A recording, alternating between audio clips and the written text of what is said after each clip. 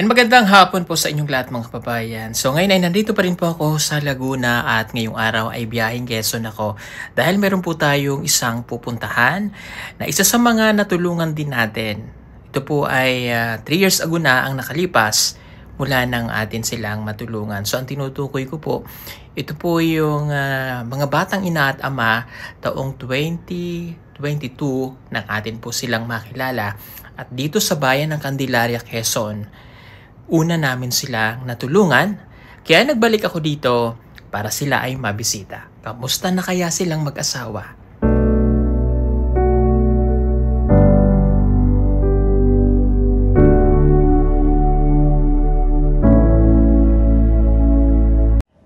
Ayan, so yan, magandang umaga po sa inyong lahat mga kababayan. Nandito kami ngayon sa bayan ng Candelaria sa Quezon at may pupuntahan po tayo dito. So, hindi ko alam kung yung iba, kasi noon ay 3 years ago, no? Meron kaming natulungan dito sa Quezon. Kung maalala nyo, ito yung mga batang ina at ama pa noon na natulungan po natin. So may mga nakakilala sa kanila na mga nauna nating nakapag-subscribe at nakapag-follow po sa amin. So ito ay sina Arnel and Jocelyn. So itong mag-asawa sila noon. Yan, pakita ko na lamang po. Panoorin nyo po muna ito. Nakilala namin ang isang pamilyang nakatira sa paanan ng bundok sa Candelaria, Quezon. Sila ang mag-asawang sina Jonalyn at Arnel. Nakakaawa ang kanilang kalagayan. Ang tahanan nila binalot lamang ng mga sira-sirang plastik at trapal upang hindi sila mabasa ng ulan. Walang semento at walang maayos na sapin ang kanilang higaan. Dagdag pa nito, walang maayos na hanap buhay ang kanyang asawa, kung kaya kape na lamang ang ipinapainom niya sa kanyang anak pamalit sa gatas.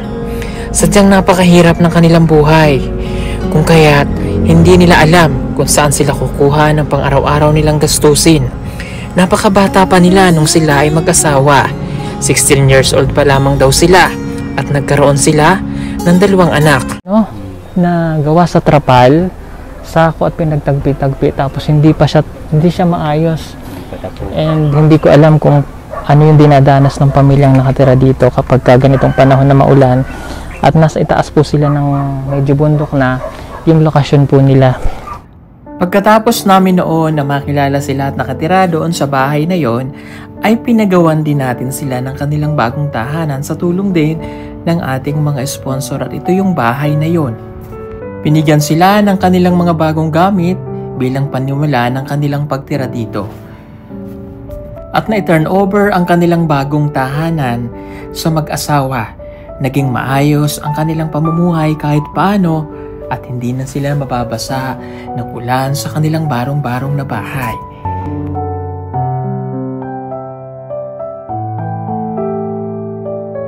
Okay, at ito na yung inyong bahay. At yan po yung ating Pugong Biharos Project number. Yay! Pupuntahan namin sila pagkalipas ng 3 taon kasi itong mga tinutulungan po natin ay pinupuntahan namin makalipas yung mga ilang taon, binabalikan ko para malaman natin kamusta ang kanilang mga buhay pagkatapos ng mga taon na yun na lumipas. Ano na kaya sila? Kamusta na sila? So yan, samahan niyo po ako. Let's go. Puntahan na po natin si Arnel at saka si Jocelyn. Yun ay kung nandito pa sila o hindi ko alam. Kasi meron po tayong pabahay sa kanila noon na maliit lang to at pabahay ng ating mga sponsor. Pero tingnan natin kung ano na po nangyari. Ano po? So let's go. Puntahan na natin.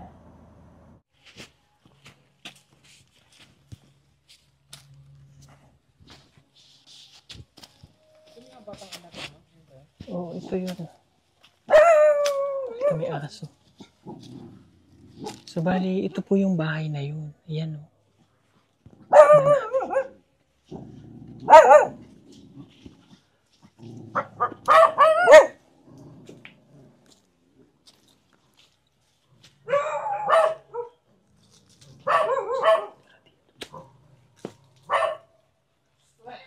Tao po. Nagulat ako sa aking nakita dito. Ganito na ang itsura ng kanilang bahay. Akala ko nga ay wala nang nakatira dito. Tao po.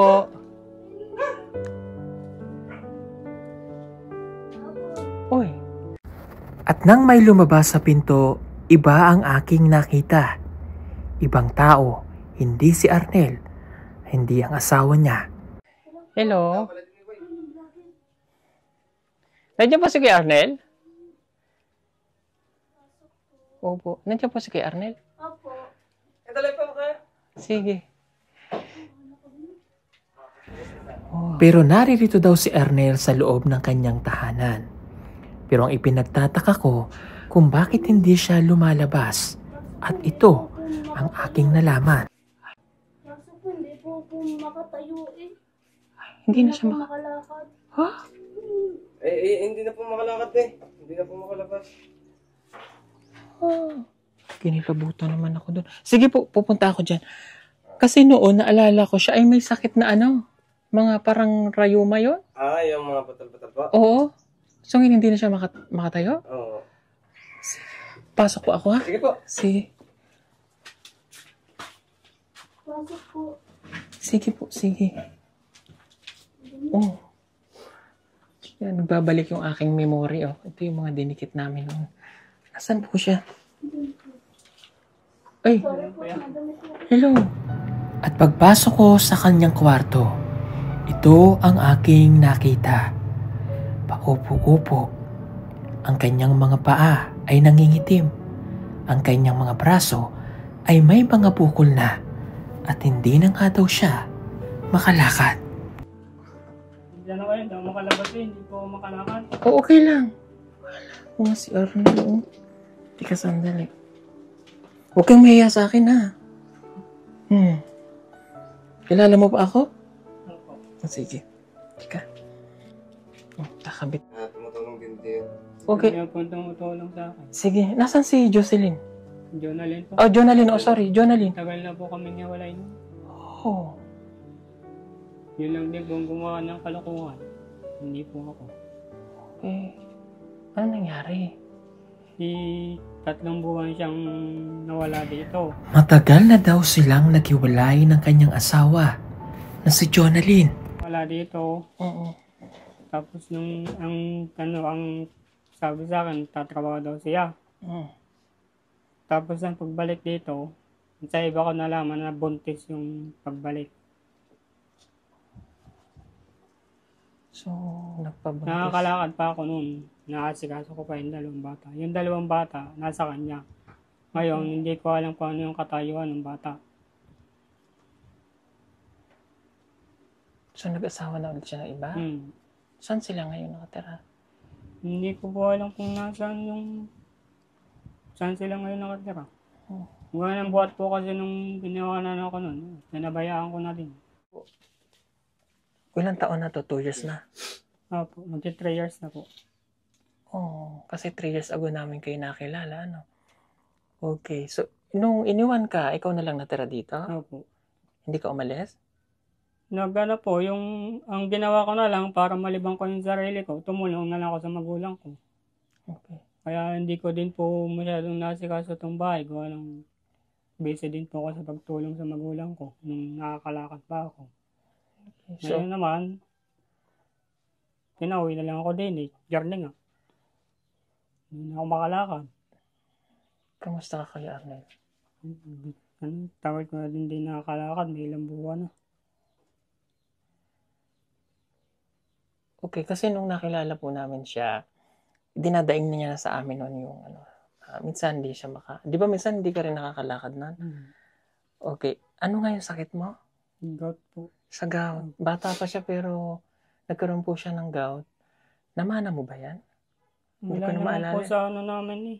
Siguro ko dun sa Trabaho? tatay ko. Sa tatay mo. Hmm. Ilan Pero taon ka lang? yung tatay ko po ay matagal nang patay. Hmm. Pero naalaman ko lang din kung anong sa tiyain ko. Yung kapatid ng tatay ko. Oo. May gout din daw. Ang bata mo pa. So, noon kasi hindi na kita nabalikan eh, no? nung naghiwalay kayo ng asawa mo, hindi ko na rin alam talaga yung ganong story. So ngayon, ikaw ba'y nagpapagamot? Hindi po makapagpagamot. Wala po eh. Hindi po ako makapagtrabaho. Garni nga po, hindi makalakad, hindi makatayo. Kunti ko nga po pag-CR ako, nagpapatulong na lang ako dyan. So ibig sabihin, tinatalo siya nakalakad? Hindi na nakakatayo. Hindi na nakakatayo. Binabot ko na ako eh. Yung ganito ko po, walang lakas. Kasi maitim na to. Walang lakas. Okay. Pag pinipil ko siya tumayo, pag tinayo ko ng persa, bigla naman siya, ito. Pag gumanto, masakit. Ngayon, 3 years ago, wala pa itong mga ganito po. Iyan pa lang, yung bukol pa lang nasa kanya. Okay. Kung napansin ko niya noon. May nakita akong gamot. Ano yung iniinom mong gamot? Ito po yun. Ano lang to, yung hindi naman po ako lagi nainom to. Diplonac?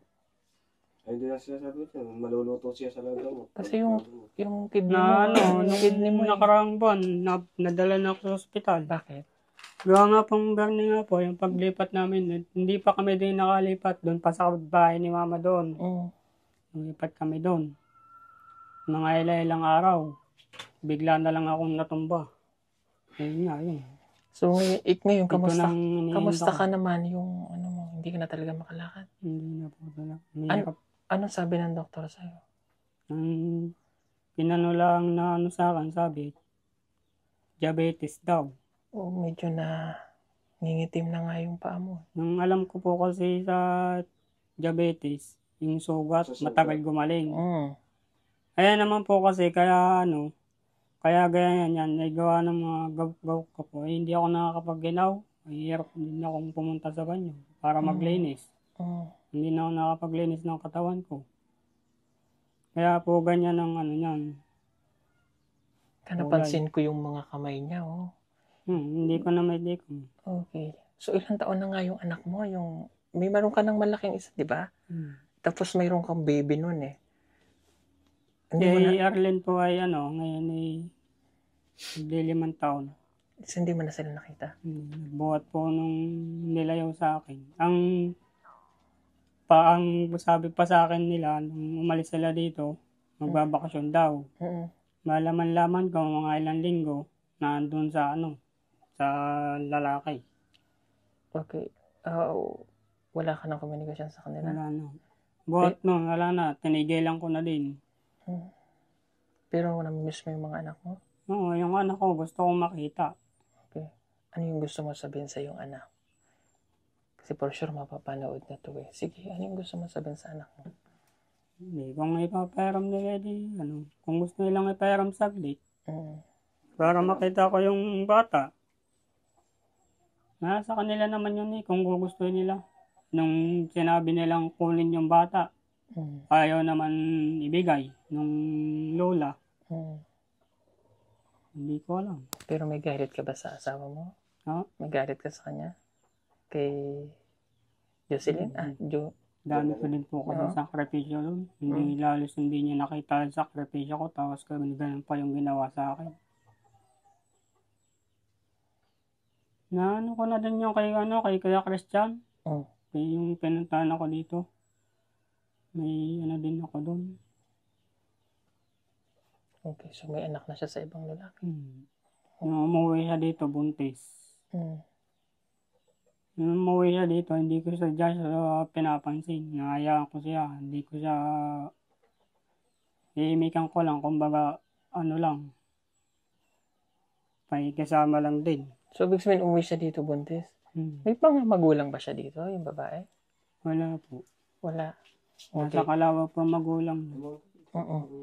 Hirap sa yung ganitong sitwasyon mo, Kuya Arnel. Sobrang hirap. Lalo na yung ilayo yung anak sa iyo. Okay. Sila itong mga nakasama mo, kayo yung nagbabantay sa kanya? Ito po, yung jowa ko po. May asawa ka na. Nag-asawa ka ulit. 1 taon na po ako dun. Okay.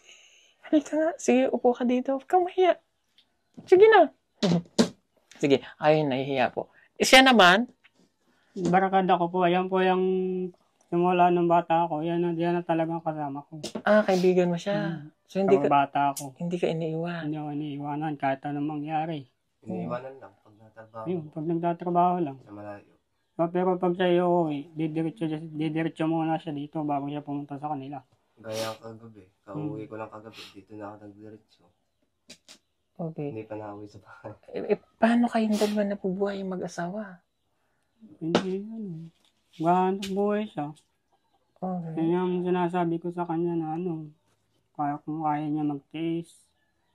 Pauwi ko na nga din siya sa kanila. Alam kong mahihirapan siya dahil sa akin, sa kalagayan ko. Ayoko namang madami siya sa kalagayan ko. Tulad na rin, hindi makalakad.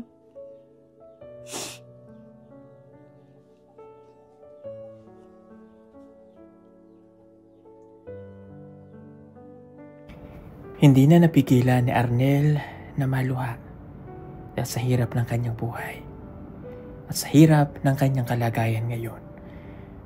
Muli siyang nag-asawa, subalit nahihiya siya rito dahil sa pag-aalaga at obligasyon nito sa kanya.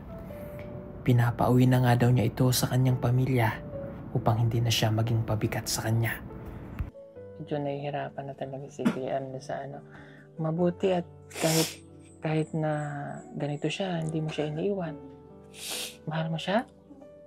Okay. Huwag mo siyang iwan ha? Kahit kahit sabihin ng magulang ko, iwan ko siya, hindi ko iniiwan. Pinabayaan na po siya ng magulang. Okay.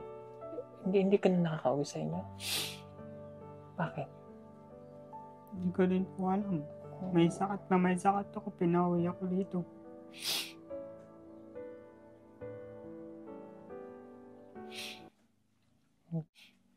Gusto ko po sana makalakad ulit.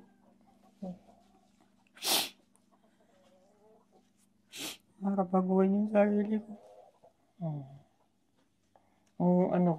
Ikaw nagtatrabaho ka. Saan ka nagtatrabaho? Sa bayan po. Ay, anong trabaho mo doon? Naghatinda po ng palamig, ng bukuhan po. Okay. Naano din po ako sa kanya na imbes na ako yung gumawa ng paraan. Hindi. Siya pa yung nagawa ng paraan para sa akin. Nahihiya naman ako sa kanya. Okay, mahal mo ba siya? Opo. At napilit kitang pinapauwi sa inyo, hindi mo pa din ako iniiwanan.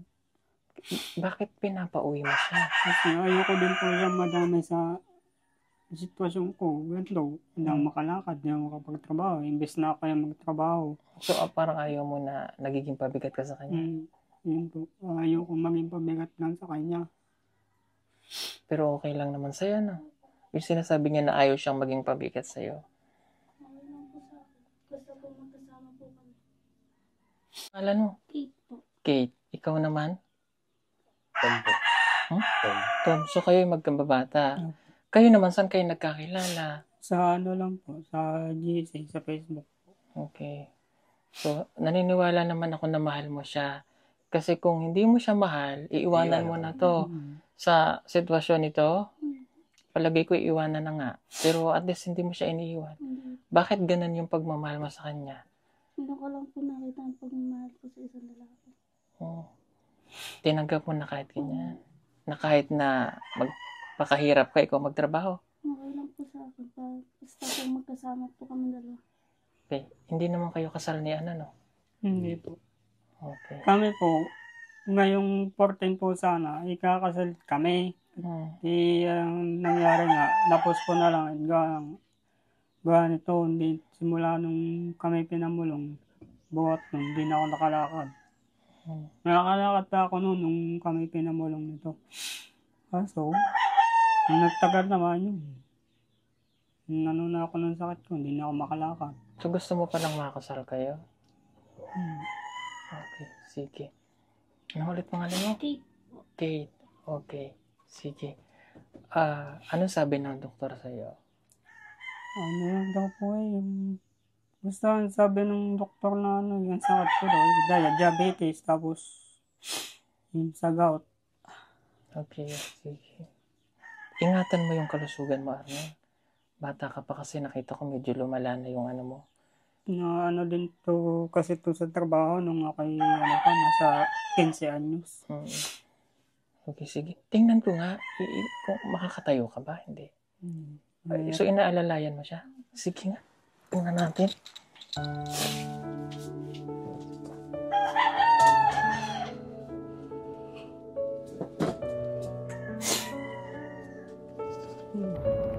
Ito na si Arnel ngayon. Talagang hindi niya na kaya pang tumayong mag-isa. Hindi niya na kaya pang ituwid ang kanyang mga paa dahil sa sobrang sakit daw nito. Masakit. Talagang hindi ka na makaano. So parang tumigas na yun dito mo? Yung gini po, hindi pag natukod po siya, masakit. Kailan yung dapat nagpapadoktor ka, no? Opo. Hindi na siya nakapagpadoktor? Hindi na po, buhat nung hospital ako. Sige, okay. So madadala mo ba sa ospital? Makapagpa-check up kayo? Masasamahan mo siya? Sige, okay. So dahil ano po, kumbaga, ano din tama, timing. So, inisip ko kasi pag pumunta ko dito, baka hindi kita abutan, wala akong makita. Kasi yung last na napunta pa nun si Christian dito ay nagkaano na nga kayo ng asawa mo. Hiwalay na po. Okay, siguro talagang, kanina wala sa isip ko na ikaw yung isa sa mga mababalikan. Pero iniisa-isa ko, pumasok na lang sa isip ko na ikaw ay puntahan. Without knowing na hindi ko alam talaga kung nandito ka. Kaya sabi ko, sige si Arnel na lang yung pupuntahan ko. Kasi isa rin ito sa mga natulungan nga natin na nagkaroon sa dito ng bahay. Kat ito yung, medyo hindi ko lang matandaan yung iba kasi medyo 3 years ago. Pero ang natatandaan ko ay binili natin to, no? Doon sa dito yung kadikit nitong may-ari. So mabuti at hindi mo iniwan. Bagamat yung bahay po niya ay medyo nasira, no? Napabayaan ko po yung yung lababo. Ang tagal ko din po kay mama. May ilang taon din po ako dun. Para lang po malimang sa sarili ko na hindi ako kung ano iniisip. Pero at least kahit pa na may natitirhan ka, kayo na iyong asawa, no? Okay, sige, meron kami ibibigay na tulong para sa'yo. Samahan mo siyang magpagamot, ha? Kasi habang kaya pa niya, no? Kasi habang tumatagal, hindi natin alam kung ano yung pwedeng mangyari kay Arnel, ha? Kasi siya ay, kumbaga sa yung sakit niya. Parang polio. Ganun. Gusto mo nang makalakad, ano? Mga ilang taon, ilang buwan ang ganito siya? Nagsimula ito yata noong September. Diyos ko, ilang buwan ka nang hindi nakakalakad. Sabi na, simula pa po nung nandun ako sa tindahan. May ilang buwan din ako nag-stay doon. Pinauwi din kami dito. Gabi-gabi po, pinauwi po kami. Nino? Ng mama niya po. Bakit? Ano po po. Siya, sige. Kailangan mong gumaling. Kailangan niyang gamutan talaga ito, Arnel. So, hindi ito matatapos lang kung nandyan ka lagi. Tulungan mo rin yung sarili mo, ha? Hindi ka pwedeng laging nagmumukmok, no? At hindi ka pwedeng, kumbaga, ganyan na yung itsura mo, ganyan na yung kinalagyan mo, magpapadala ka. So, kailangan, sasamahan mo rin sa sarili mo ng lakas ng loob at walang ibang makakatulong dito kundi yung sarili mo. Huwag kang padadala, huwag yung laging nakahiga. Tulungan mo rin. Alam kong mahirap yan kasi wala kami sa kalagayan namin, hindi namin sitwasyon yan eh. Pero subukan mong tumayo, maglakad-lakad. Iwasan mo yung mga bawal na pagkain. Sinusubukan ko naman po yung pupusahin ko yung paglakad talagang ang hirap po talaga. Masakit po talaga sobra. Siguro kung dated na naman. Umuurong. Dikit na. Tsaka umuurong na siya. Saka yung pagkaano niya sa tuhod, siguro nag-stuck na. Kung katagalan na din eh. Huwag kang panghinaan ng loob, ha? Kaya mo yan. Bata ka pa. Okay, sige. Okay, tulungan mo asawa mo, ha? Kahit hindi pa kayo kasal, siya naman yung katuwang mo na. Sige. Dali mo siya sa nandiyan naman yung kabarkada, no? Yeah. Tulungan mo siya. Tulungan mo yung kaibigan mo, ha? Sabi mo magkababata kayo talaga? Okay, mabuti at nandito siya. Sige, tulungan natin siya ulit.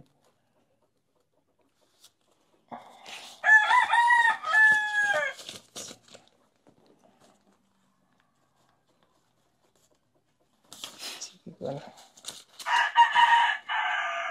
okay, kunin mo yung 10,000.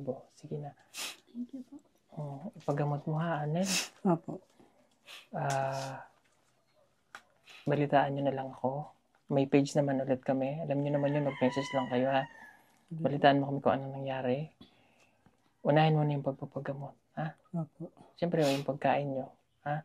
Tapos sundin kung ano ang payo ng doktor. Opo. Mahalin mo yung sarili. Ha? Kaya mo yan.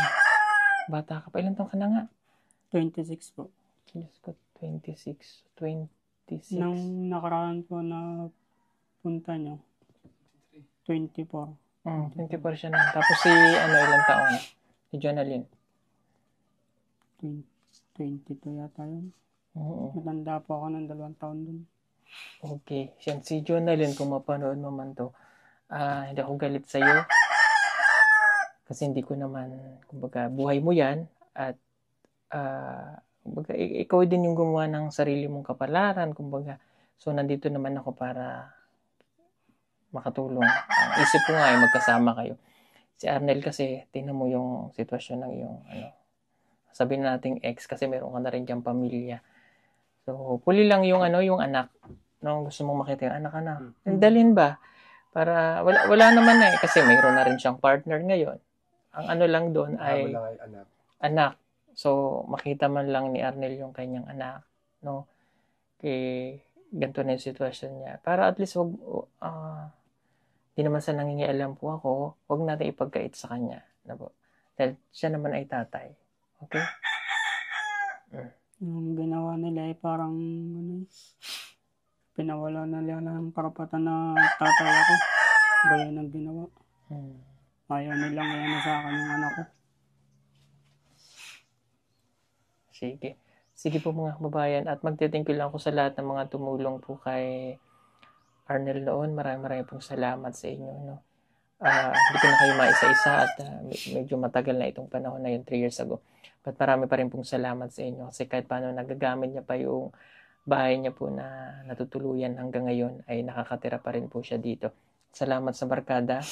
Nandyan para sa'yo at saka sa'yo. Okay. Pati wala pa kayong anak? Wala pa po.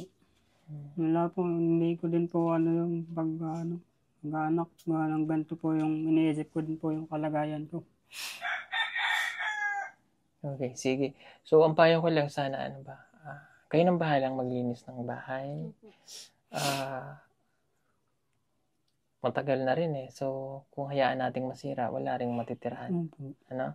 So, kung ano man ang mangyari sa'yo, Arnel, basta laban lang. Ha? Sige po. Kami aalis na. Salamat sa inyo, ha? Salamat. Anong pangalan mo? Salamat din po. Anong pangalan mo? Po sa pagbisita. Tom. Okay, si Tom, si Kate, tsaka po si Arnel. Pasensya ka na, hindi ako nakadalaw. Okay lang po yun. Ha? Wala pang problema. Siguro talagang inan ng Diyos na pumasok sa isip ko na ikaw ay puntahan para tulungan. Kailangan pa talaga ng tulong. Nandiyan na po ako sa bahay. Medyo makalat. Okay lang, naintindihan ko. Ikaw na lang maglinis, ha? Naisip mo ba ako dati? Opo, naisip ko Hindi ka nag-message? Lagi po akong nanonood ng mga videos niyo. Pero ganyan na kalagayan mo, hindi ka nag-message sa akin. Nag-message din po, edi lang, nandito po yata. Kasi kung may message, yung staff ko magsasabi yun Kasi ngayon, iniisa-isa namin balikan yung mga natulungan namin before. Kamusta ang buhay? Para mo tingnan. Pagkalipas ng ilang taon, kamusta sila? Tingnan mo, ganito na yung nangyari kay Arnel. Mag-message ka na lang ulit dyan, ha? Sige po. Sige. Salamat, ha? Salamat po sa pagbisita ulit. Fight lang, ha? Ingat po kayo. Medyo inanay na yung bahay niya. Din po Nino? Papaayos daw ng dalawa. Kung papatanggal yung kahoy or... Ang hindi, inanay na rin. Ito na lang pwede mong tanggalin ito. Matibay pa naman ito Oo, kasi hindi na Ito na siya. lang, ano. Hindi kasi na tirahan siguro din ng maayos.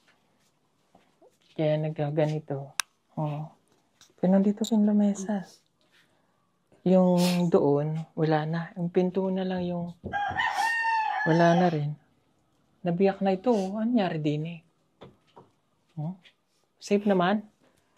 Okay naman po. Okay naman. O siya, sige. Sige po mga kababayan. Pasensya na kayo. At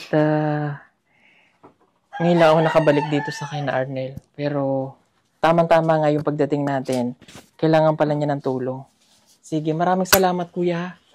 Balitaan niyo ako ha. Thank you sa inyo ha. Sa pag-aalaga ha. Babe, Salamat. Salamat Okay? din po, kaya marami. Oo, sige. So yan po. Salamat po sa inyo. Okay. Sorry. Salamat po sa inyong lahat. God bless po sa inyo. Bye-bye. Marami pa sa atin ngayon hindi pa alam na gumamit ng solar. Pero hindi nyo ba alam na napakadali lang naman talagang gamitin ng solar dahil meron na tayo ngayon ng mga smart solar na kahit kayo mismo ay kayang-kaya nyong ikabit ito sa inyong tahanan. That is 200 watts na pwede nyong gamitin indoor and outdoor. Napakaliwanag na nito at talaga namang makakatipid pa kayo sa kuryente. At ang maganda pa dito ay may kasama na itong remote na pwede nyong kontrolin. Pwede nyo itong iset ng 3 hours, 5 hours, or 8 hours. At ang isa sa nagustuhan ko dito ay malaki na ang kanyang solar panel. Na makapagbibigay ng continuous lightning na up to 12 hours. Let's say, alas 6 ng gabi nyo binuksan, mamamatay pa siya ng alas 6 hanggang alas 8 ng umaga. At ang maganda dito, hindi basta-basta nababasa ang bulb nito dahil waterproof na. Kaya kung gusto nyo pong mag-order nito ay mag-message na kayo dyan sa PB Team Solar.